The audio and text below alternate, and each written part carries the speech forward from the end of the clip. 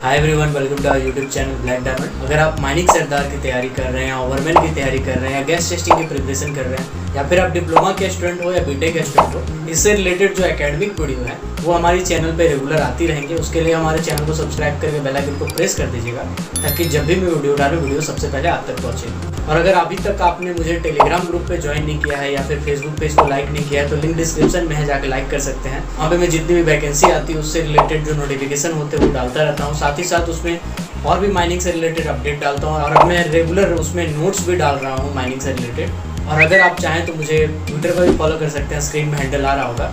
और अगर आप कुल इंडिया की तैयारी कर रहे हैं तो उससे रिलेटेड मैंने एक ई बुक बनाया था, जिसका लिंक डिस्क्रिप्शन में जाके चेकआउट कर सकते हैं। तो देर न करते हुए वीडियो को स्टार्ट करते हैं। तो आज का जो टॉपिक है वो है जूलॉजिकल डिस्टर्बेंस यानी भूगर्भीय बाधा। तो सबसे पहले मैं आपको बताता हूँ जूलॉजिकल डिस्टर्बेंस यानी भूगर्भीय बाधा क्या होता है। तो धरती के अंदर में जितने भी मिनरल्स होते हैं, जब भी हम उनका माइनिंग करते हैं इंक्लूडिंग कोल, तो माइनिंग करते टाइम जो बीच में जूलॉजी के द्वारा डिस्टर्बेंस किया जाता है, क्रिएट किया गया हो, जैसे फॉल्ट हो गया, इस टाइप से जो जूलॉजिकल डिस्टर्बेंस, उसी को हम लोग कहते हैं।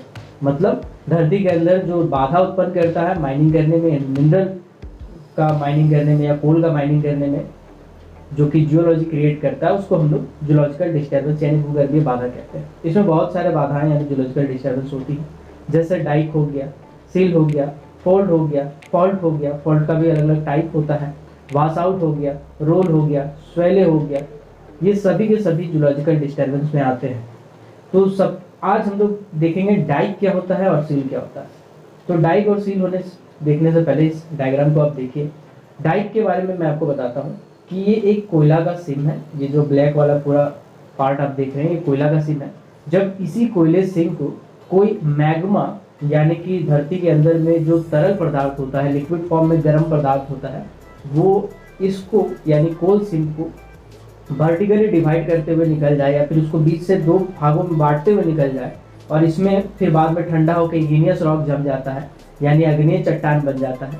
तो इसी को हम लोग डाइक कहते हैं। तो डाइक जो है वो हमेशा वर्टिकल ही होता है, ऑलमोस्ट वर्टिकल होता है। पूरा पूरी अपनी कहेंगे कि यहाँ से 90 डिग्री ही बनाता हूँ, ठीक है। ऑलमोस्ट वर्टिकल होता है, मतलब उसको बीच से काटता हुआ, मतलब वर्टिकली डिवाइड होता हुआ जाता है। तो इसे हम लोग डाइक कहते हैं।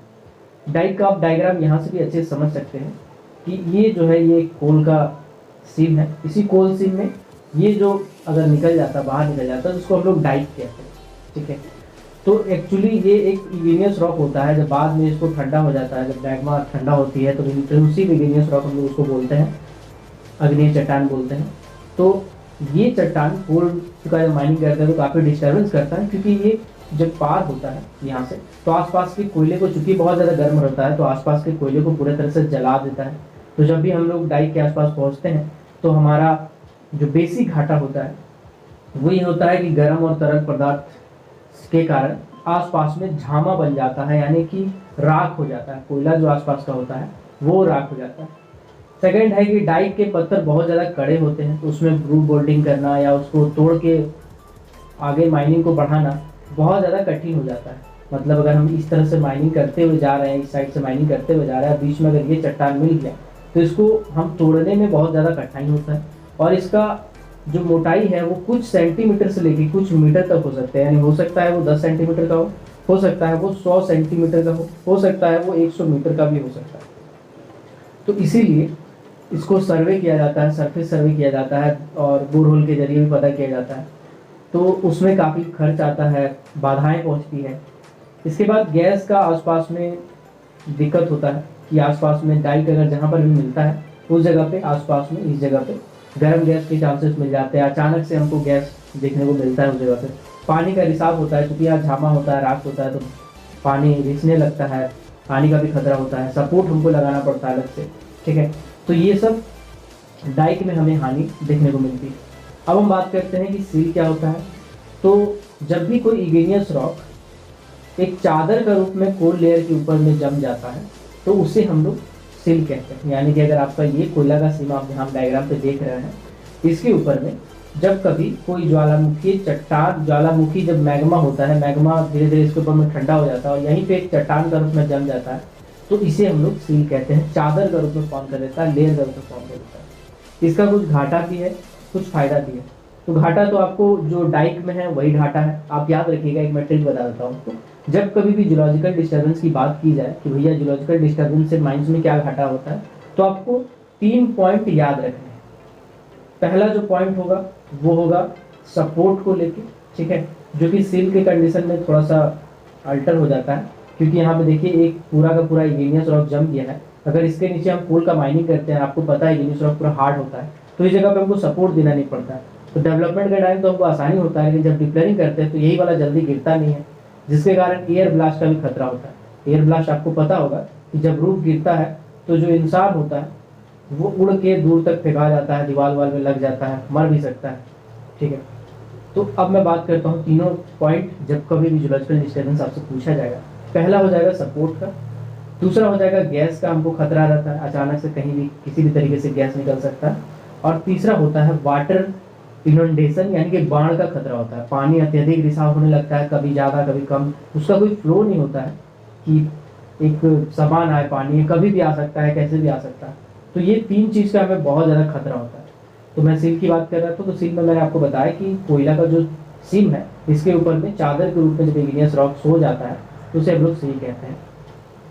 तो इसे लाभ यही है कि डेवलपमेंट करते टाइम चूँकि हमको सपोर्ट अच्छा मिल जाता है, लेकिन डिप्लेयरिंग करते टाइम दिक्कत होता है, एयर ब्लास्ट हो जाता है। फिर बाकी जो हानि है वो तो वही है कि पानी कभी ज़्यादा कभी कम मिल सकता है, गैस जो है वो कभी कम कभी ज़्यादा मिल सकता है, और सपोर्ट हमको अच्छा से लगाना पड़ेगा। डिप्लेयरिंग के टाइम हमको ध्यान रखना पड़ेगा, इंड्यूस्ड ब्लास्टिंग करना पड़ेगा, बिना मतलब का हमको खर्चा करना पड़ेगा, या फिर स्टोइंग से हमको डिप्लेयरिंग करना पड़ेगा। तो डाइक और सील का अंतर आप समझ गए होंगे, अक्सर आपको कन्फ्यूजन होता है, तो आपको मैं एक शॉर्ट में समझने की बता देता हूँ। ये जो है कोयला का सील, अगर इस कोयला सील को कोई वर्टिकली काटते हुए इग्नियस रॉक निकले तो इसको हम लोग डाइक कहते हैं, ठीक है, इस चीज़ को हम लोग डाइक बोलेंगे। लेकिन वही जो कोल सीम है उसमें हॉरिजेंटल रूप में, चादर के रूप में ऊपर नीचे कहीं पर भी एक इग्नियस रॉक फॉर्म कर लेता है मैग्मा, तो उसे हम लोग सील कहते हैं। तो आई होप आपको ये वीडियो अच्छे से समझ में आ गया होगा। अगर आपको फिर भी कोई डाउट हो तो कमेंट सेक्शन में कमेंट करके बताइएगा। और ये एक रिकमेंडेड वीडियो था, इसमें कमेंट सेक्शन में कहा था कि जूलॉजिकल डिस्टर्बेंस में डाइक और सील को अच्छे से समझाइए, तो आपके कमेंट देख के मैं ये वीडियो बनाया हूँ। तो आप इसी वीडियो के कमेंट सेक्शन में कमेंट कीजिएगा किस टॉपिक पे आप वीडियो चाहते हैं, तो मैं उस पर बना दूंगा। मिलते हैं अगले वीडियो में, तब तक के लिए keep watching, keep supporting, till then, जय हिंद।